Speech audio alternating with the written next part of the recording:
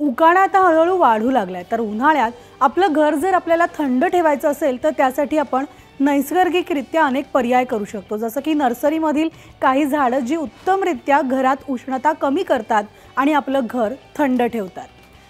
Snake plant या झाडामध्ये पाण्याचं प्रमाण जास्त असतं, जे हवेत थंड ओलावा सोडतं आणि उन्हाळ्यातील उष्ण तापमान कमी करण्यास मदत करतं। रबरचं झाड जे मोठ्या हिरव्या पानांचं असतं, ज्यामुळे घरातील उष्णता कमी होते आणि त्यामुळेच हवेतील ओलावा वाढतो आणि रूममधील हवा थंड राहते। कोरफड हे तुमच्या घरासाठी एक कूलिंग प्लांट असून घरातील ऑक्सिजनची पातळी नियंत्रित ठेवतं।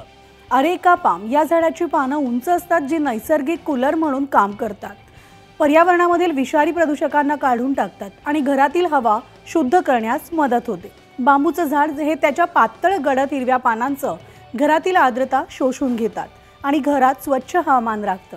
तर कॅलेथिया या झाडाला सुंदर हिरवी पानं असतात, जी आर्द्रता शोषून घेतात आणि घर थंड ठेवण्यास मदत होते। चायनीज एव्हरग्रीन मध्ये उच्च बाष्पोत्सर्जन दर्जा आहे, त्यामुळे ते तुमच्या खोलीचं तापमान थंड राखण्यास मदत करतं।